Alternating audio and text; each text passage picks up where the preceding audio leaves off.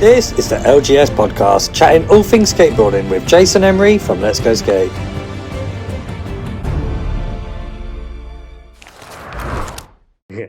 All right, welcome everyone to the 5th episode of the LGS Podcast. I'm excited today because I've got Danny here with me. This is the first skate coach that I've got onto the show. Danny is running Basingstoke Skate School. He got curious about wanting to be a skateboard instructor. He was messaging me quite a lot last summer. I gave him some help with that, got him on the skateboard GB course. He set up the skate school and he's been absolutely killing it. Like, I'm so impressed with how much he's done so quickly. The social media content he's doing is amazing. He's really reinvesting with his brand. He's got a deck on the back thing there and the merchandise. And he's even purchased a leaf blower to help dry the skate park up, which I thought was really cool. And we're going to get all into that. But first, let's say hello to Danny. Yeah, dude? Yo, yeah, nice to be here, man. Thanks for having me, Jason. Nah, it's good. It's good. I can't wait to get into your story and educate people about what you've been doing and stuff.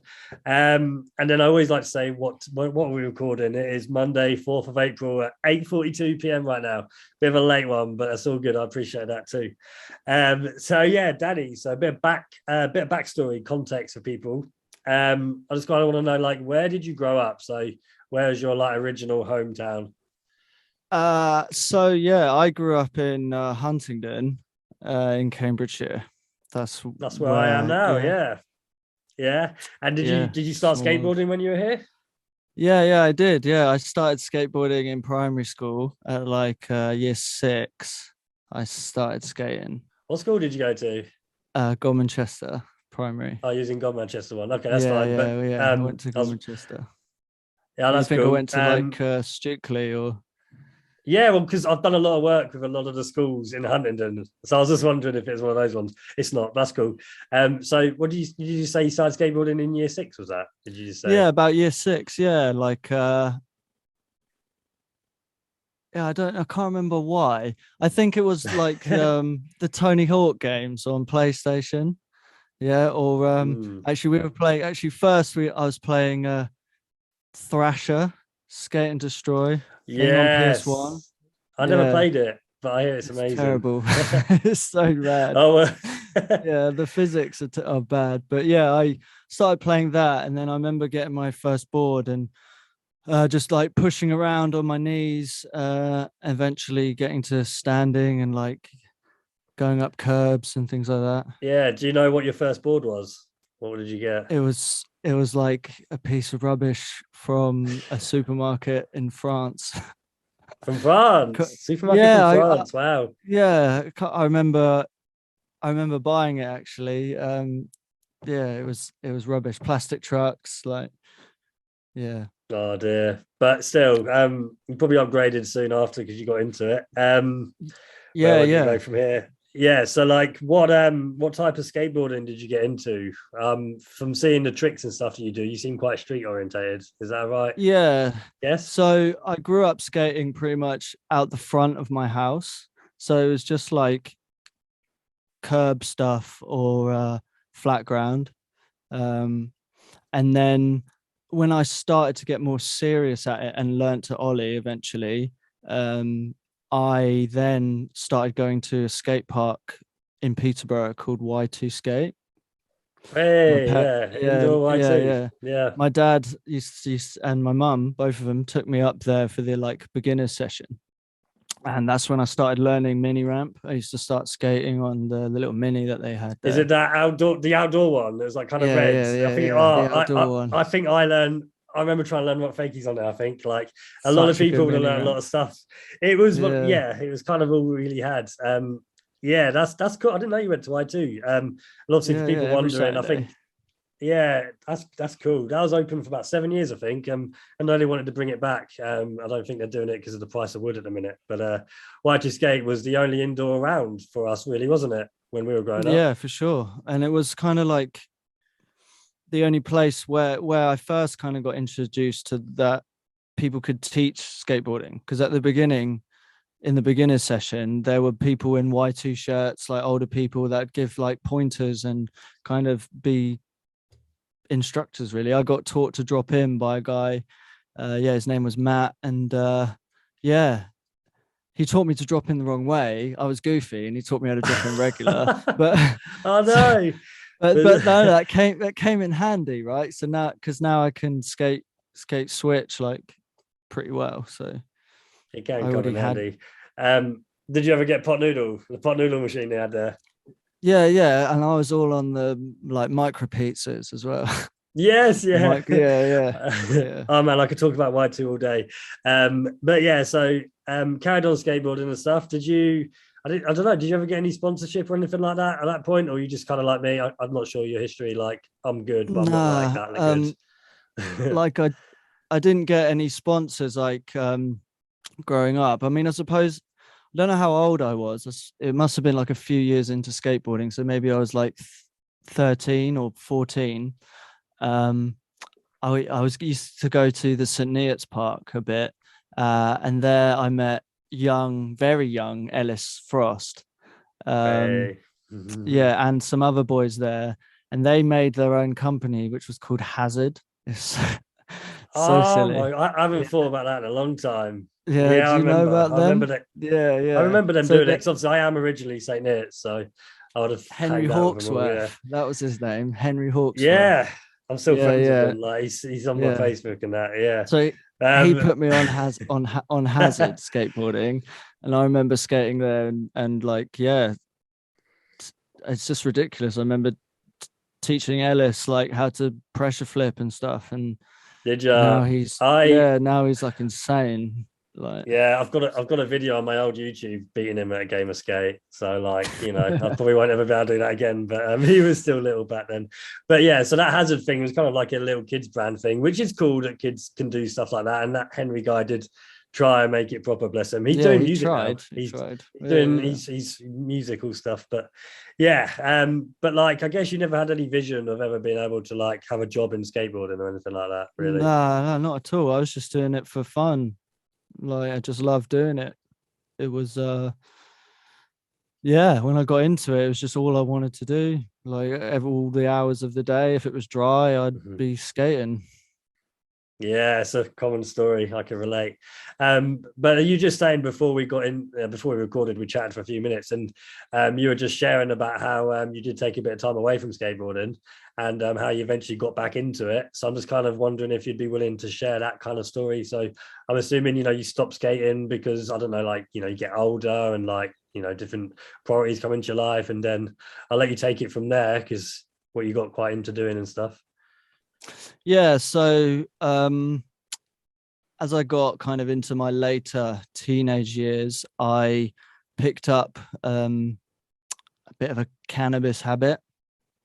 And yeah, and then as that persisted, I was still skating, but then the motivation for it just kind of completely drained. And Yeah.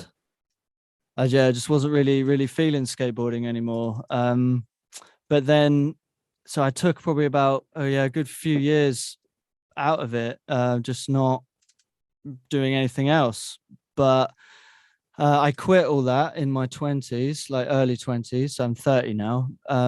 Yeah, when I was about 24, since then I've been completely sober, and picked up skateboarding Congrats. again and just fell in love with it all over again.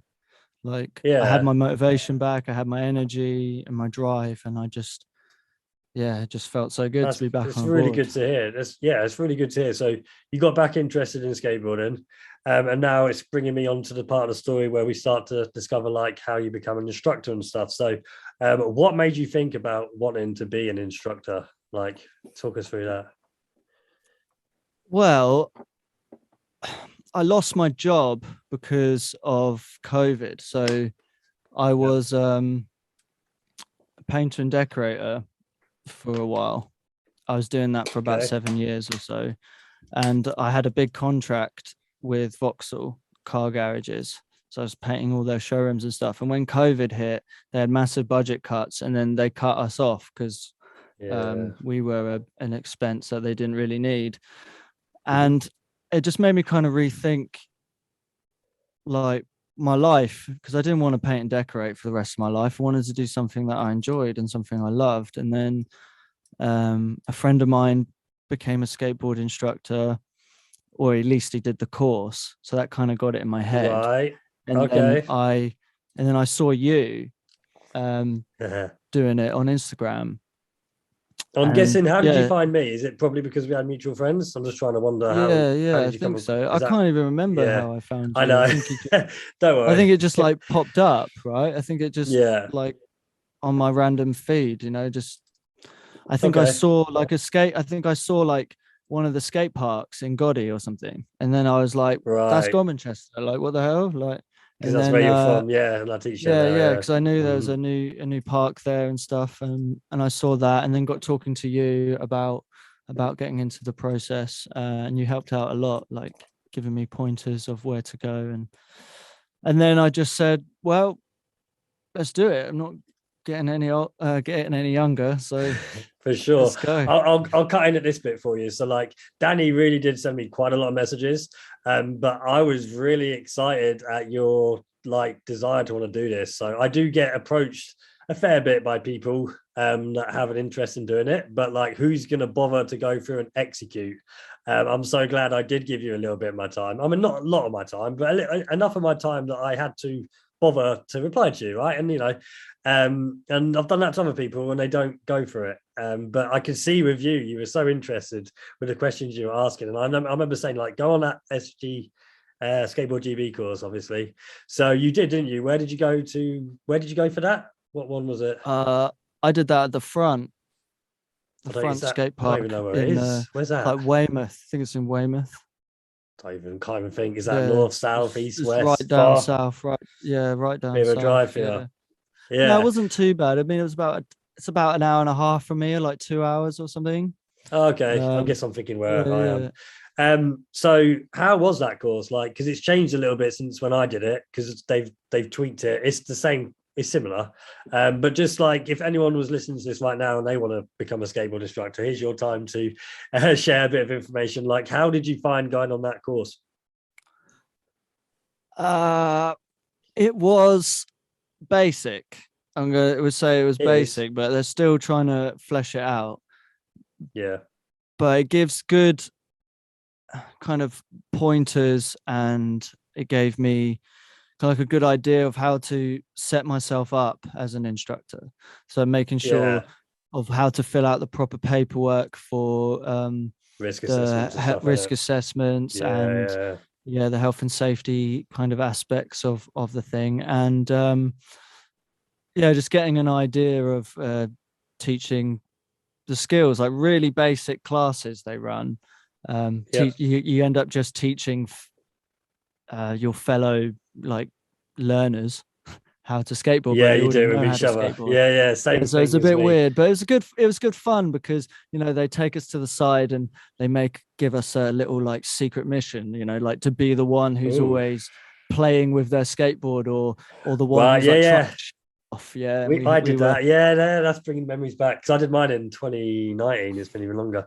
But I guess the main it's good point I'm trying to fun. get out of this is it helped. It probably helped keep you motivated and determined, right? Because obviously, like that's an expense. I mean, it is a couple £100 or so, I think, isn't it? And Yeah, there's the yeah, online bit you got to do now, but like you do have a proper qualification that can be used in schools and stuff. Makes you look professional. I that's guess it gives you amazing. that. Yeah, it gives you that drive to want to keep going, I guess, didn't it? So you go on the Yeah, course. Oh, you go. no, I was just going to say, it was more, yeah, exactly that. So the accreditation, the name of just doing the course, I think that carries so much weight with it now. It's so worth the money. And the insurance that you get as part of your membership is Yes. that's so good.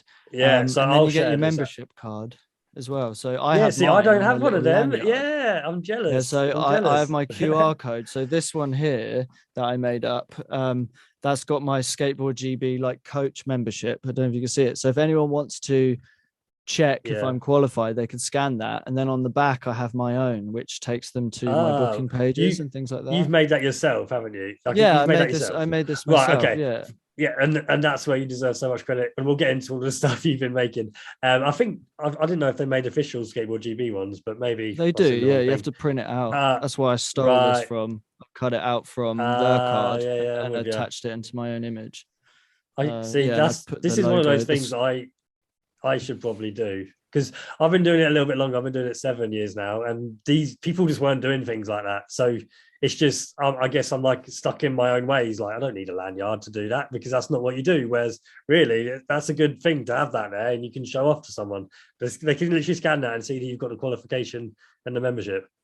Yeah, and that's it. And then on the profile it brings you to, it shows you the like our other certificates like safeguarding and first aid and things like that. So it like brings up my profile. So it's good. all there. I need to sort that out. Yeah, and so it's all there. As far as if I remember correctly, it's only £50 a year, isn't it now, for us to keep that coach membership? It used to be 30. They had to bring it up because of COVID. But in comparison, I'll share this for anyone else wondering. I'm pretty sure I used to pay £180 a year to have insurance through a different company, and I wasn't even convinced that it was very relevant to skateboarding.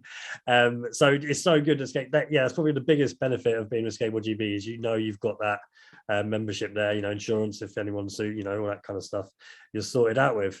I'll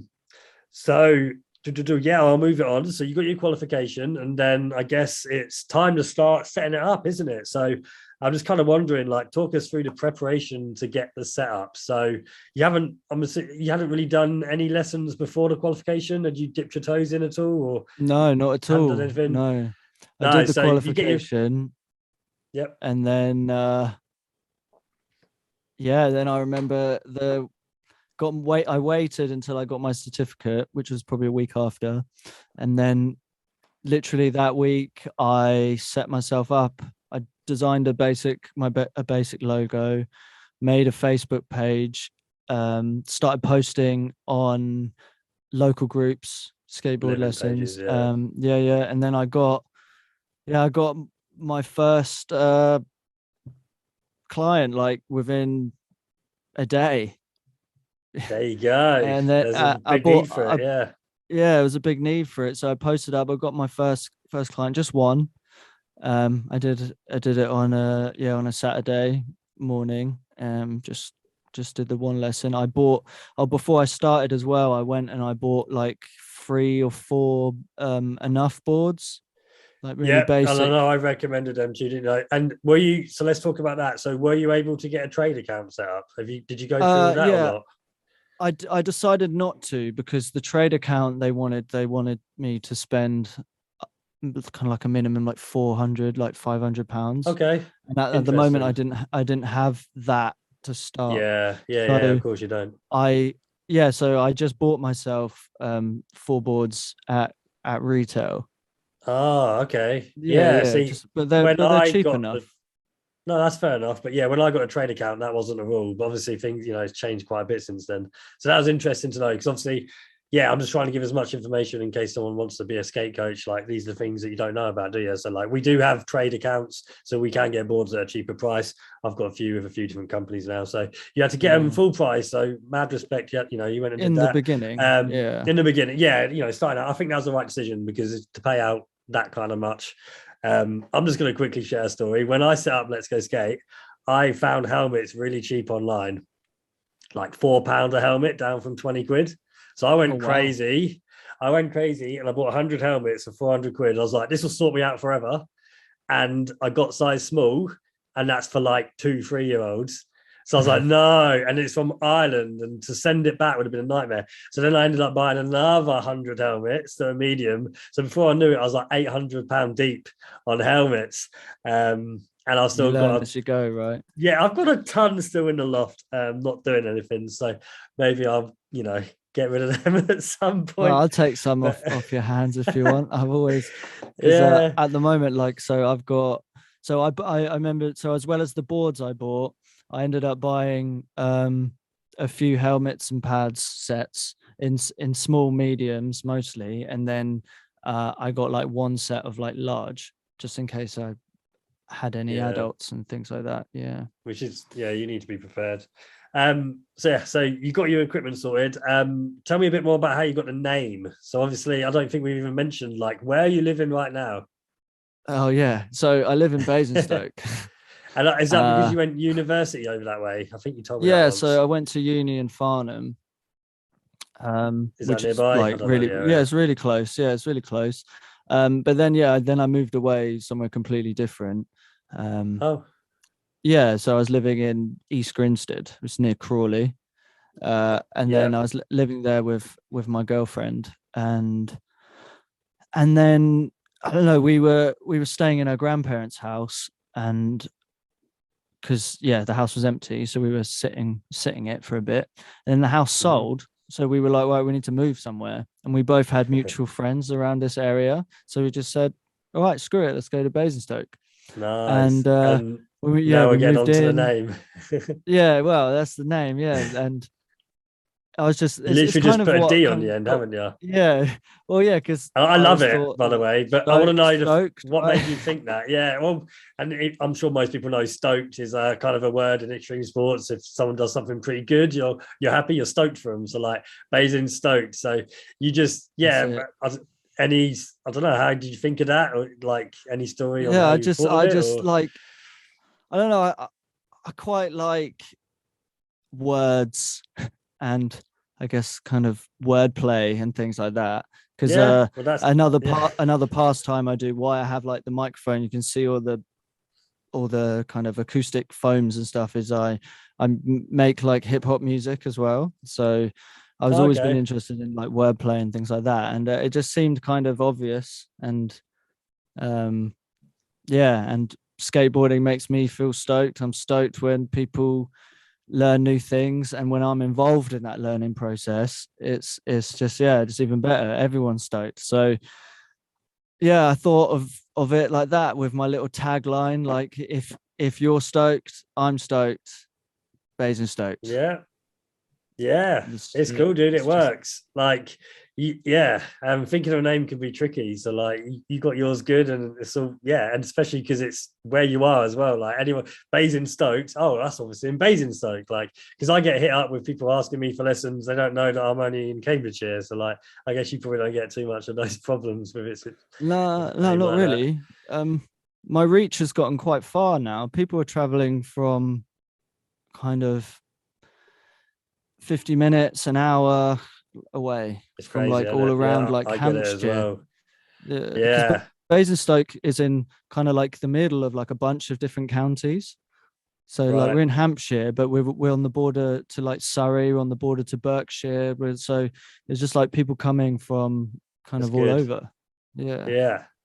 Cool. So we're going to start getting into the meat of it now. I think we're about 20 minutes in, so we're on good times. These are about an hour long. So now we're going to start to go through a timeline of like you started teaching, and we're going to build up to where we are kind of here. So have you been working any other jobs since you started now? I'm generally curious because you seem to be so busy doing lessons all the time, but I know you're very good with social media like me, post. It makes it look like you're non-stop going. I'm just wondering if you're still working any other jobs at the same time. I'm not. No, this is my only source of That's so income. So cool. Oh wow. when lockdown happened and I didn't go jump to this straight away and I wasn't like fully unemployed. I took up a job as a delivery driver. So I was like delivering food to people. So that was how I was earning money. And then I started doing this and obviously only had like one lesson a week and then two lessons a week, really small amounts. I was still Yeah. delivering. And then kind of as I started getting more clients and then started engaging with social media, it then just hit this like upward trend, right? And it just then more and Yeah. more people just start coming in. I was filling my weekends up You do, don't you? every day. You're like Yeah. non-stop at the weekends when I see your stories, like Yeah, six like lessons on Saturday, six on 6 Sunday. lessons on Sunday and more, and like even more now because of daylight hours. Yeah. Yeah, you keep So going for longer. so I'm doing 2 or 3 on the weekdays, evenings after school. Um so it's my only source of income at the moment. Yeah. That's, I mean, if yeah, and we're not gonna get into all the specifics on how much and stuff, but like you're happy right now with the money that you're probably making, and this is like this is kind of like the dream, isn't it? You're getting paid from skateboarding, doing something you love, right? Like how cool is that kind of thing? Yeah. Yeah, it's great. And like quite a lot of it I'm reinvesting into the business. So I I'm can taking tell. enough for me to live, Yeah.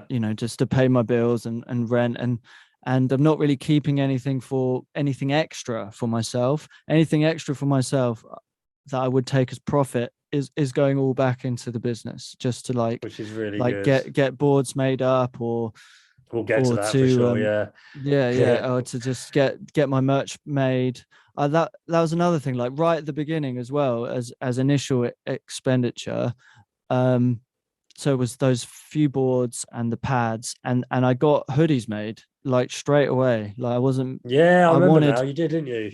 I think a big part of why it got so much traction so quickly was my skate park presence, and how I was there dressed as a professional.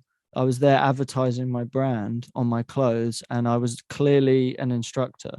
Well, I wasn't Yeah. like some just guy in like normal clothes People teaching can people tell, to can't they, skateboard. as they're walking by Yeah, and stuff. Yeah. And you only teach at that one park, which I let's do. just plug that now. What park is that? Where you at?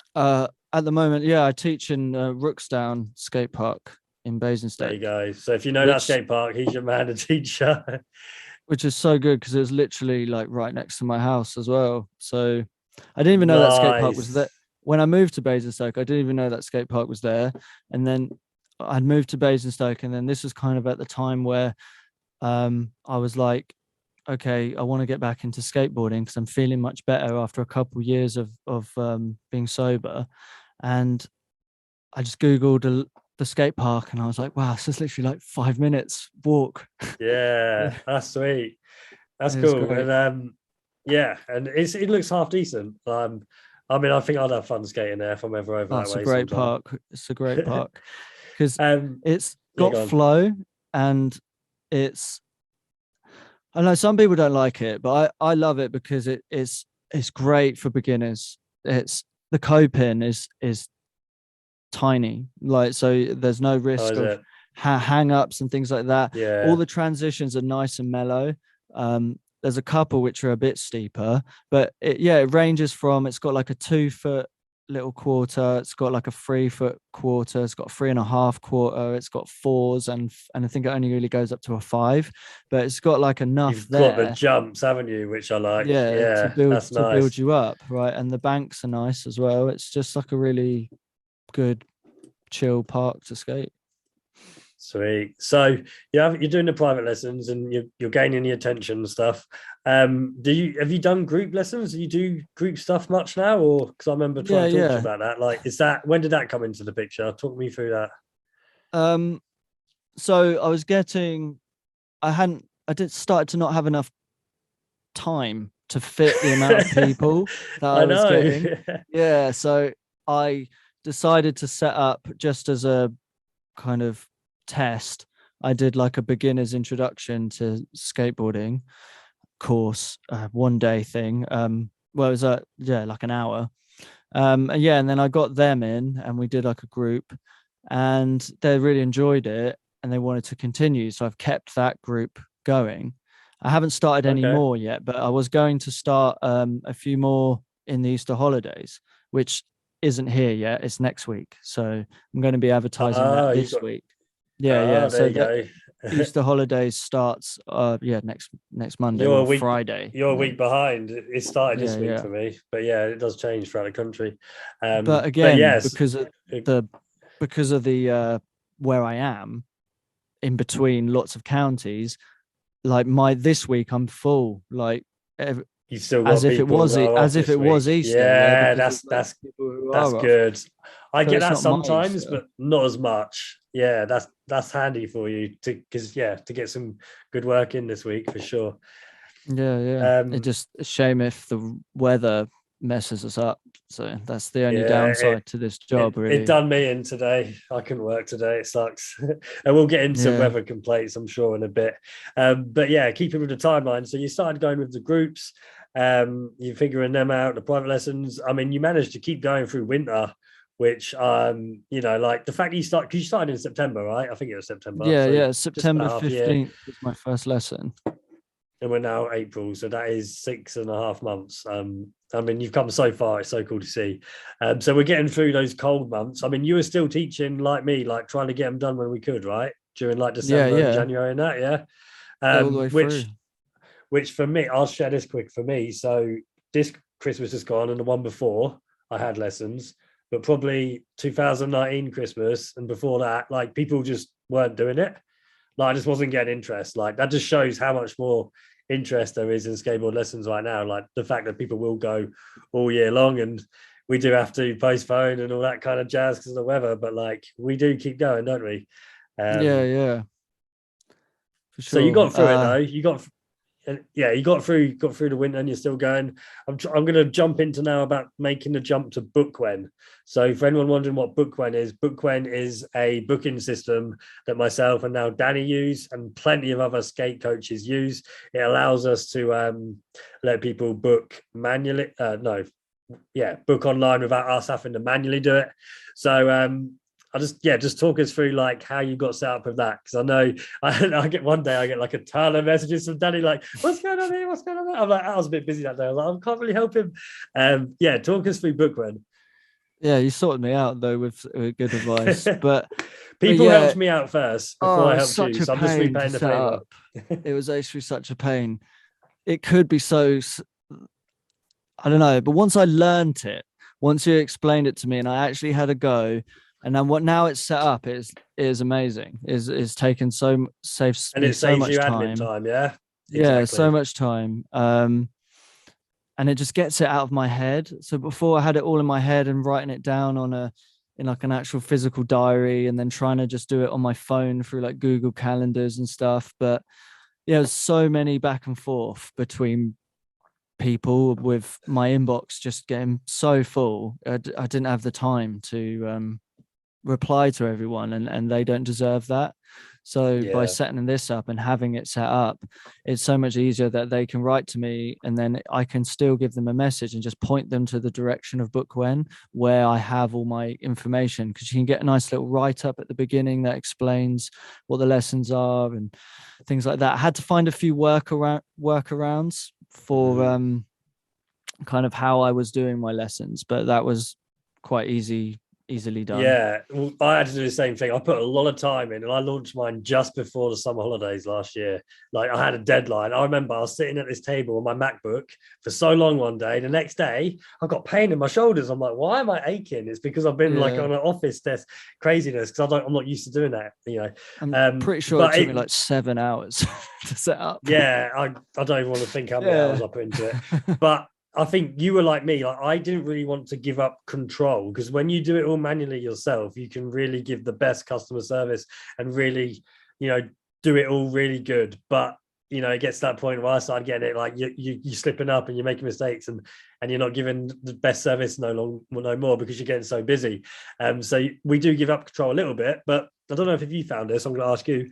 I now sometimes get bookings from people that never even contacted me at all in the first place. So I've had no communication with them whatsoever, but they still book in.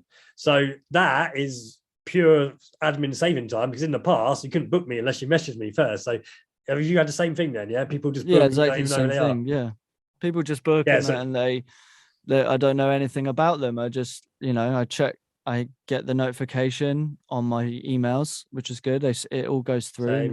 They send it in, and then I look, and I'm like, oh, cool. Like, and this person hasn't contacted me or anything. And now when I think about that, I realize it's because I guess some people maybe don't want to message and stuff. They're not as like social being. I don't know. Like, some people just rather just go on a booking system, just book it nice and simple. Don't have to deal with anything.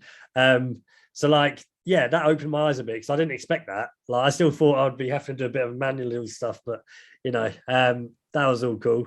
So you got, you're going with your book, Gwen. I'm happy you got that sorted. Lots of other skate schools are as well. We've all helped each other get going with it. It's great for all that kind of stuff.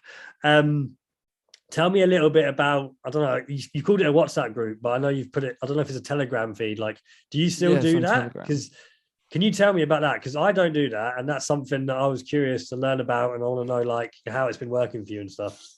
So before I went to Bookwen, I was making tables for my like weekly availability or monthly availability, putting all my customers into this Telegram feed where I can broadcast to them, but they all stay anonymous to each other. So I could just keep putting updates and stuff there. I don't post so much on there anymore because I don't need it, because it's all on Bookwen now. So the Bookwen but I still keep the Telegram feed because it's all my customers and clients are all there.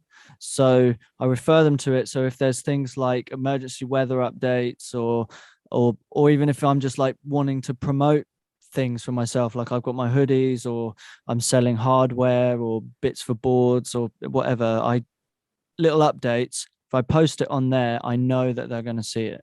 Whereas on Instagram, I can put it, there's a chance that they might not see it. So I keep the feed just to keep it all together. It's got a bit of a personal feel, but it's also not too intrusive, I guess. Is that it's right? Like a community thing. Yeah.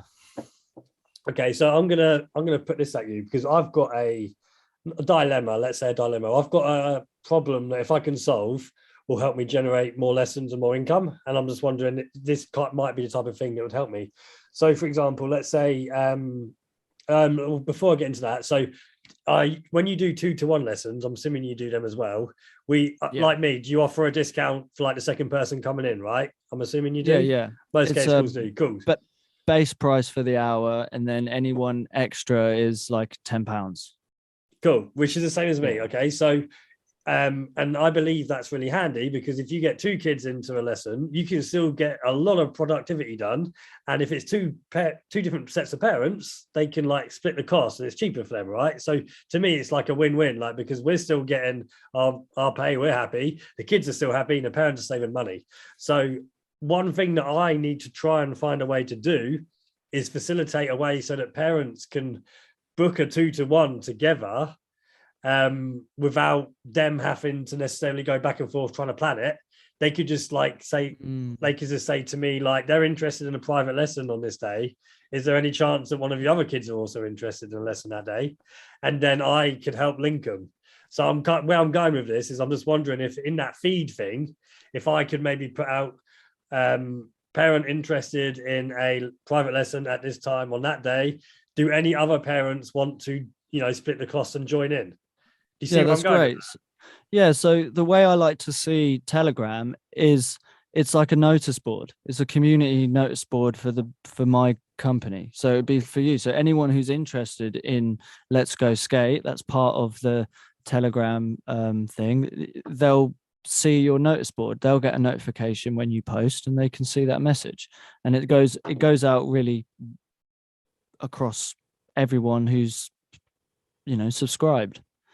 Yeah, and I guess the difference between that and maybe doing it on Facebook is because Facebook is a more generic thing with a lot more people that might not be that into it. So this Telegram thing could be more of a close-knit community. So I could do that post thing saying what I've just said, and there's a good chance someone might chime in, and then I help connect them and do that 2-to-1. So that's just a dilemma that I want to try and solve. So I'm thinking that could be, I thought I'd just throw that into the podcast. I think it'd be a good way. And then with Bookwen, you can do the offline payment thing as well.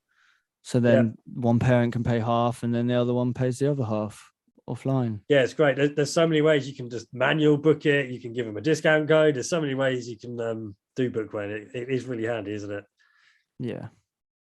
Cool. So moving on from that. So I was going to ask, have you made any partnerships with any companies or anything since you've been doing the lessons? Talk about anything like that. I'm a walking advertisement at the moment.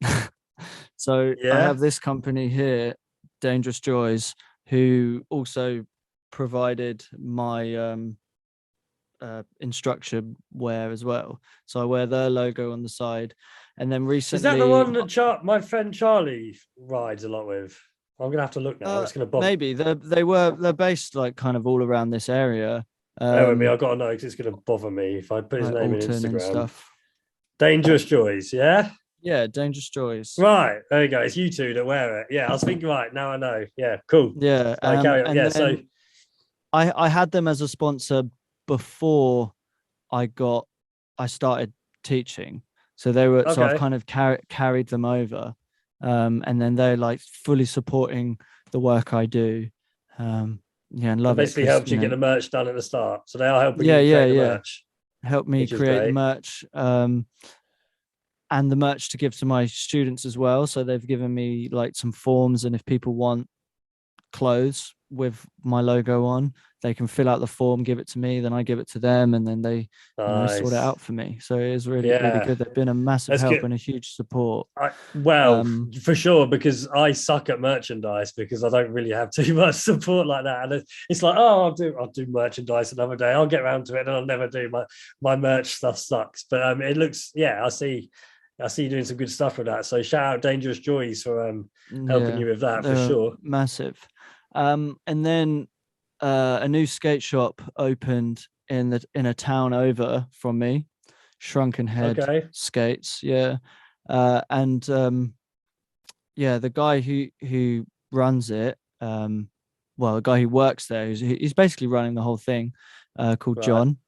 I met him at a kind of like skate event which he has, which is called the Death Shed. He's got like an indoor mini ramp, and I went there to like Sick. have a skate. Yeah, it's really cool, really cool. We got talking, and he's all about that kind of culture of getting people to just learn to skate. He's not really a skate. He's a skater himself, like inside. He's got the mentality, but he's learning himself. He's Right. just about, he's really a beginner, but inside he's all about the growth of skateboarding, and you can really see that he's passionate about it. So he linked up with this guy called Duncan, who had this idea to open this skate shop. And because of the way he is, and he wants to drive skateboarding and push kids into skateboarding and get them and support them in doing it, he then approached me and was like, look, we should work together. And then since then, yeah, we have. I send Nice. people You have his to make way sure I to get get the some right pictures gear. of that ramp and stuff because I'll be chucking pictures in over the top of us Oh talking, yeah, yeah. showing off the Like the shop and the ramp. Yeah.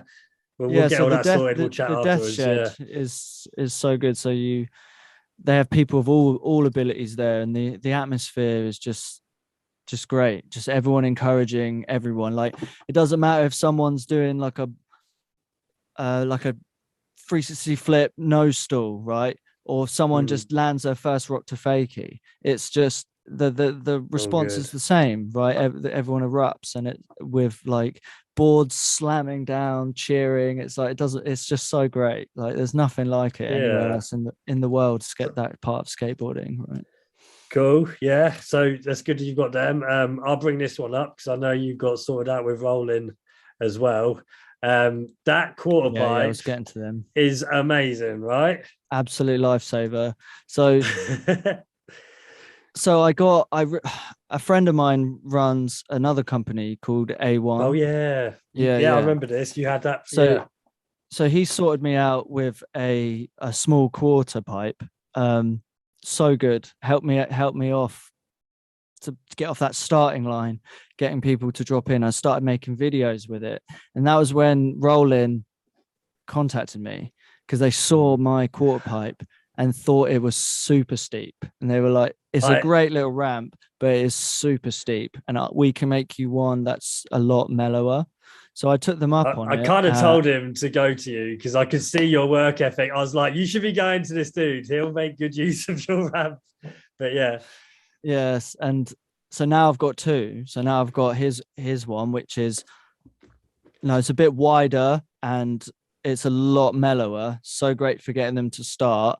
And then yeah, then I've got the A1, which is a lot steeper, but it's still, not as scary as like your first ever like yeah, concrete quarter pipe. So it's good to get them on that one and then take them to the A1 ramp afterwards. It's great. But the Rolling Co ramp it's got so many kids that confidence just to drop in, because that's all they need is the confidence. yeah. Once you Like give it them the is. instruction, it's just doing it that first time and doing it to the point where they're not scared anymore, and then they can take it elsewhere on the park. Yeah, because I don't know. Do you remember learning to drop in? But did you wait? I'll ask you. Did you ever go to Biggleswade, the old metal one? You might not have done. Yeah, I Don't think I worry. did. Like, oh, it's like so Yeah. long Well, ago. I remember slamming pretty bad trying to drop in there, Little bruised spine, thigh.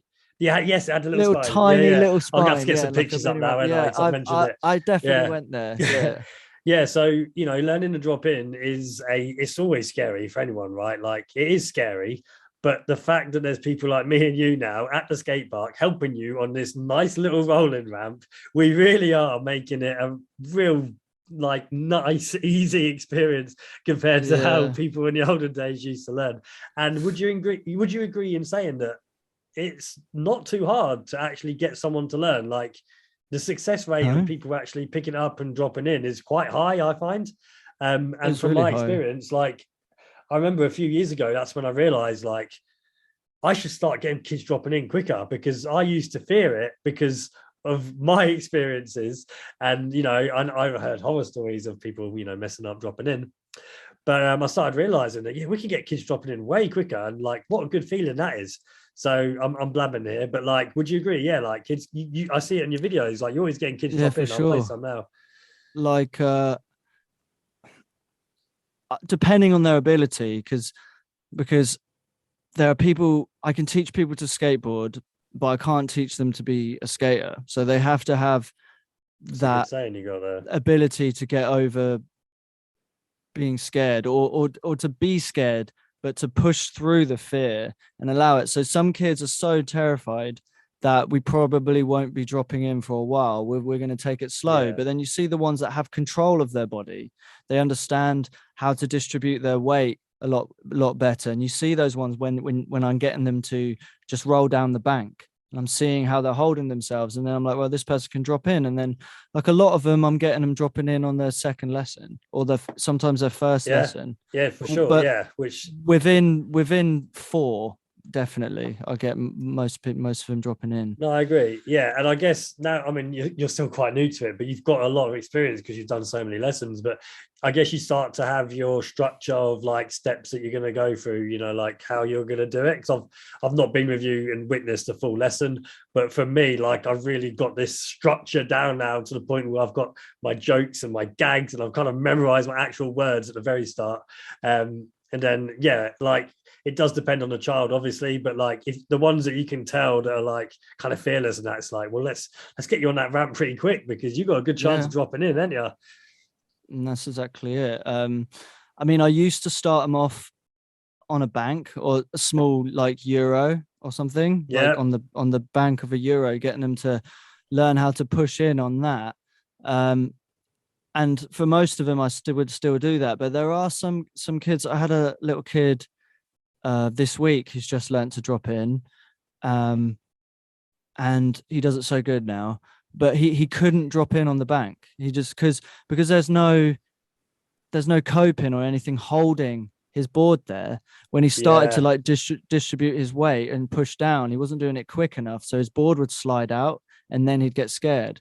But as soon as I put him on the rolling ramp and then was giving him assistance with it, he got one drop in. I got like 2 drop ins on the end of that lesson, and then the next one we got him to work on it some more, and he was pushing it down, and then we got him on his first concrete quarter pipe as well. you just made a Yeah, very good point there. But yeah, so I completely agree with that actually, and because I normally start with the flat bank drop-ins, but there's times now where I will skip that because I'm like, yeah, same reason that you said, and I've got the rolling ramp now, and I'm like, sure, let's just go to the rolling ramp. It's only 2 foot, yeah. and whereas And there's before no that, if point. I'm on yeah, well, when I teach at God Manchester, the park, like 4 foot is pretty much the smallest one. So before I had the rolling ramp, if they want to let a drop in, we've got to go straight to a 4 foot. So I would do the flat bank to ease them in. But Yeah. You got and that little curb at Gotti as well that goes along the the top blue of a bit, bank. Yeah. yeah, you I could mean, play does with that that if you wanted work? to. Does that work of like locking in and stepping I can't down? say Or I've tried. I don't know, It's not tried, something to but look at. I'm always open to learning new techniques and trying to improve myself and stuff. Yeah. So like figuring out that maybe we shouldn't do the flat bank sometimes and go straight to the rolling quarter. Like that's kind of new to my style, which is just, the reason that you said. Yeah. Yeah, it's a really good There's ramp, this isn't guy. it? Yeah, it is really good. And speaking of like new techniques, there was this, I haven't done this yet, but There's a guy who was on my course when I was learning. He runs a skate school called forgive me if I get this wrong. It's like Happy Skateboarder School or something like that. Oh, I Or follow. Happy They're doing Skateboarding good School. stuff. Yeah, or Happy Yeah. Skateboarder School. Yeah. Yeah, great guy. He's given me like a lot of help as well in setting up Nice. and through conversations. But yeah, he has a drop-in block, which is just about a foot square with a bit of round coping going across the top of it, and he puts that on top of a bank so I've they can seen drop it, I in think. onto I the think I bank. have seen it actually. Yeah. I saw it the other day actually, I think. Yeah, see. And it's But like a good idea. for sure, and I'm hoping like by the time I get all the skate schools on this podcast, like we'll discuss things like that, and maybe we'll all start taking ideas from each other, and getting even better and helping each other, because this is still kind of new territory, really. Like I mean, you're pretty new to it. Like finding the ollie though. By the way, like I've spent time watching seminars on the science of the ollie, because I'm sure you're aware every kid wants to learn the ollie. So when we can really find the best way to help a kid learn to ollie, that'd be gold dust advice. Yeah, and like the thing is, like with the ollie is can't really teach it. You can explain So the movements and break the movements down, but then they have to go and practice it over and over and over and over and over and over and over and over and over again. And actually, I don't have many kids that have even asked me to learn to ollie, because they're happy learning. They're happy learning like all the transition stuff. They seem to be having it's a a great lot time easier to doing teach that. transition stuff, isn't it? Yeah. And my overall view is it's better, because I view for myself, I didn't do much transition. Like I think it took me like 4 years to learn axle stalls. Like I just didn't like the idea of it. But I think if you learn ramp first, you're gonna have a better style and flow, and then when you come to the street, you're gonna be better at learning the technical stuff. Yeah. So yeah, like definitely focus. It builds for the up ramps. like the ramps and stuff. It builds up your confidence and just builds up general board control. So then when it builds up all those intricate little muscles and things like that wouldn't really get used. I agree. Yeah. Yeah, and the center of gravity and balance, and yeah, just like you said, it'll just give them like much better flow. Because I was like you, I skateboarded Street. on like the floor, yeah, or like Same, going yeah. downstairs and stuff like that. And then when I went to a skate park, yeah, I'd skate the mini ramp a little bit, but it would be like hitting fun boxes or doing tricks on banks, which are basically is literally just the flat ground at an angle. So it's not really much different. Yeah. So I would definitely recommend learning all the transition and stuff, because I know so many flip tricks and things like that, but I would give them all away to be able to shred transition like some people. Mate, I've done nollie triple heel flips before, and I joke with people I would trade in some of my tricks to have a lovely kick flip or something, because I suck at kick flips. Yeah, don't skip the basics, kids. Just something like a beautiful back D or something like that, where it goes on and then you make impact, but then you're already back in. There isn't like that time on top of the ramp. Jimmy Wilkins ones go back on in. vert ramp? You seen Jimmy Wilkins on a vert? Whew. Jimmy, what? I'm gonna have to play it now, and Jimmy Wilkins on a vert literally will go like 8 feet out and land in the back of his arse. It's so good. I'll let go back in. That's insane. Any other companies you want to shout out? The question was like partnerships, with like anything like that. Well, yeah. I mean, I've had help. Yeah. So there's Shrunken Heads, like massive help with providing my clients with decent equipment and a friendly place to get it from as well, because there's something that seems to be missing when the skate shop kind of died. Skate shops they're not just like your shops, they're a community area. They are. Hanging out at the skate shops and chatting, and yeah, it's so good. And then I've got a couple other companies that have supported me. Skate Warehouse UK, they got back to me and set me up with a good place to get pads and stuff from. Anything kind of equipment based, I can send people there and they get a good discount. And nice. A company called Skate Deluxe, they sent me a care package of a bunch of stuff, which I'm really grateful for. A bunch of boards and protective equipment, and just like a nice little care package to help boost the amount of stuff that I have and the service I can provide. Sweet. Yeah, so they're great as yeah. well. Definitely check them out. Good. Yeah, I'll be putting it all up, letting everyone know. Last little bit on this before we get to like the end free for all questions. Any purchases that you've made to help do the job? So I got in brackets here the leaf blower because I want to talk about that for a minute. Like, talk us through the purchase you made of a leaf blower. Well, yeah. Why did you buy one? Well, like, why is it needed? Yeah. So we mentioned earlier that I was pushing through winter, and the leaf blower is a huge lifesaver for that. So the skate park gets wet. So as long as it's not actually raining and the skate park is wet, normally that'd be a write-off that we'd have to postpone or cancel or use a squeegee and kind of let it air dry. But I ended up purchasing this leaf blower to basically speed up that process. So I'd squeegee off all the water and then just blast the ramps with like the air from a leaf blower, which comes out at like over 100 kilometers an hour, or maybe even more than that. Like it's basically just like letting the wind dry it, but I have control of it. Did that help save you from loss so of income? It did. It was a worthy investment for you would say. Yeah, it paid for itself. It paid for itself within like 3 days. You know, wow. I will remember that for next winter. Are you using it now, or is it not so bad now? Well, we haven't really had much rain really, and when it's been raining, it's been days I've had to cancel. It's because of showers and stuff. We're getting to that time now where it's not going to rain and then not rain anymore. It's going to rain, stop, rain, stop, rain, stop, and that's just a bit annoying. So there were times where I've tried. This one time it literally rained. I spent about half an hour drying the park, which is good because before with a squeegee, as you know, it can take a couple hours or an hour still to dry. I can get my whole skate park dry within 35 minutes with the leaf blower, pretty much. Yeah. Or at least like enough of it to use. But yeah, so I spent all this time drying it, and then pretty much the moment it got to the point where this is fully skatable, it just rained again, and then at that point I was like, I've got to put this away. It's done.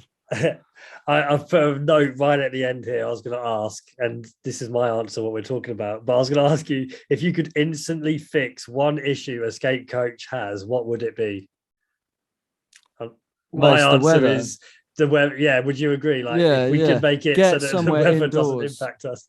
Get somewhere indoors. It's the biggest issue for us, isn't it? You know, and you find your workarounds, but and I'm doing it as well. So I've had enough of the inconsistent weather, and I've got some big plans. Exciting future plans. Literally, I've got that written here. Exciting future plans. Go, tell us.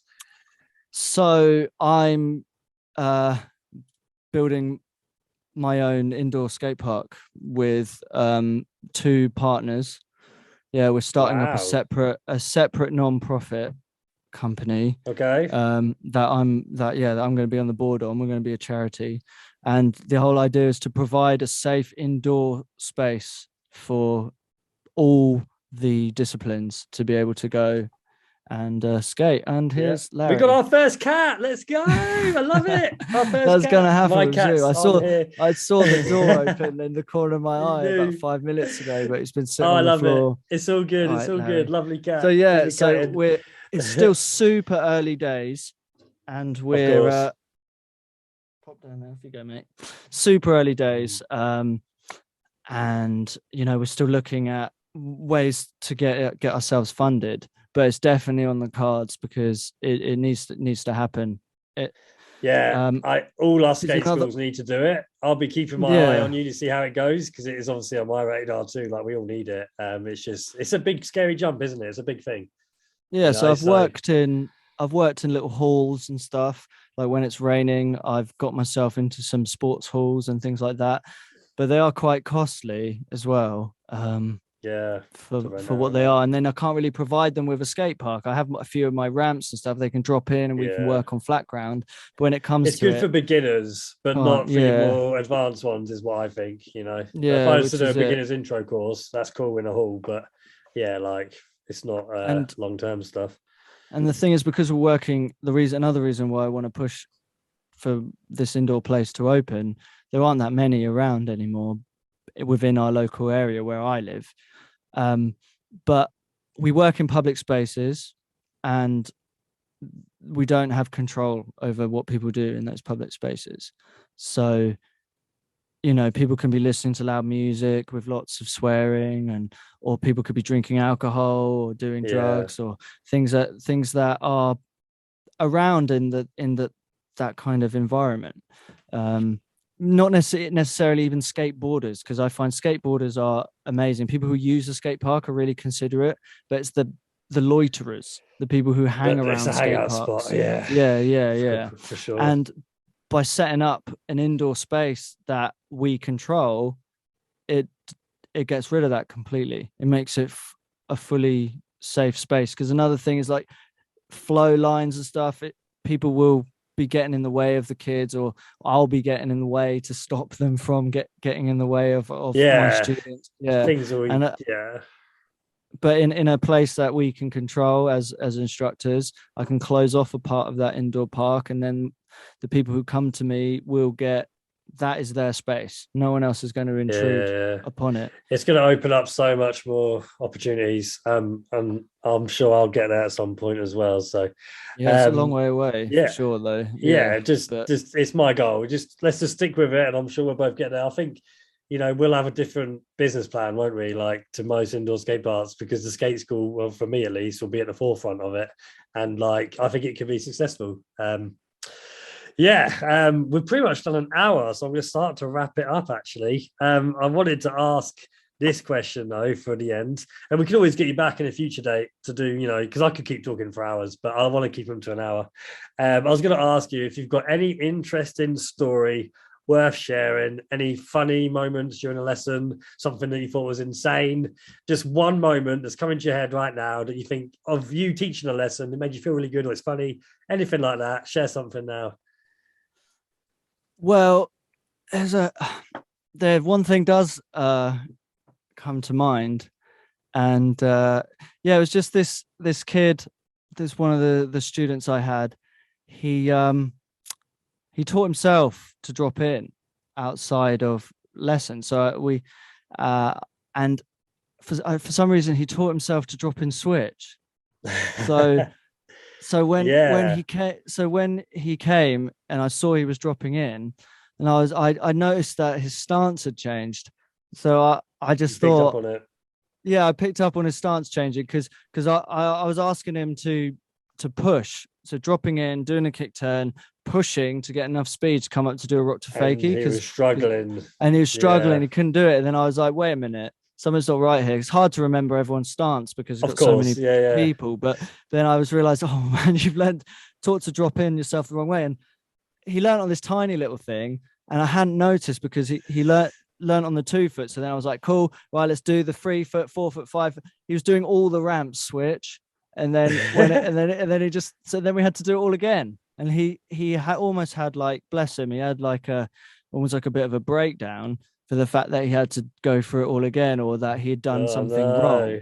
But then it's so good because we could bond over that, because I learned to drop in switch first as well, because someone taught me to drop in the way, because he was regular and I was goofy. Wasn't Henry Hawksworth, was it? Because he used to drop in switch. I remember he was the first person I knew that was doing the kind of story that you're sharing.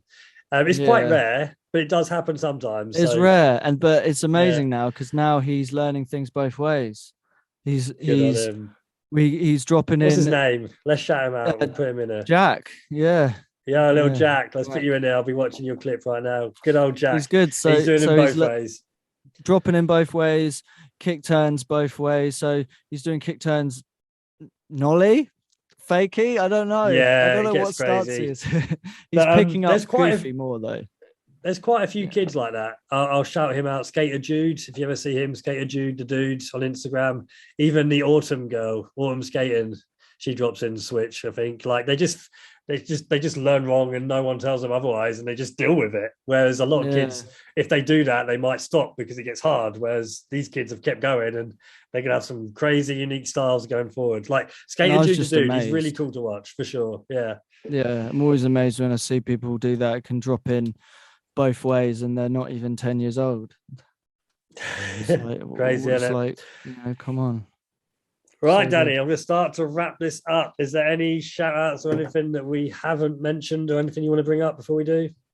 Definitely want to shout out drawing boards. The boards? These you can't really see them because they're bleached out, but I've got these 2 boards here, which I have on my wall. Amazing artist, Adam from Drawing Boards, makes incredible boards. And this book, Go on. 101 uses for a skateboard. Again, it's full of his art and stuff. Just like it's such a great like children's book of like a rhyming scheme, like all the way through. It's like Dr. Seuss basically, but for skateboarding. And like the reason I shouting him out is because he supported me so much in getting through skateboarding. Like he's a good friend of mine, and a few of my friends are on his team, and he's helped me out with like providing me with skateboards so I can keep skating, because skateboarding is expensive if you want to get into it, especially street skateboarding, right? Flipping if the you're boards. smashing up a board every couple months or whatever, it's really hard to do it. And he's not a sponsor of mine, but he's definitely a good friend, and he supported me on my skateboarding journey. So definitely shout him out and get people to go his way. Give him a follow on Instagram. The drawing boards. We'll plug it right now for sure. Incredible. Yeah.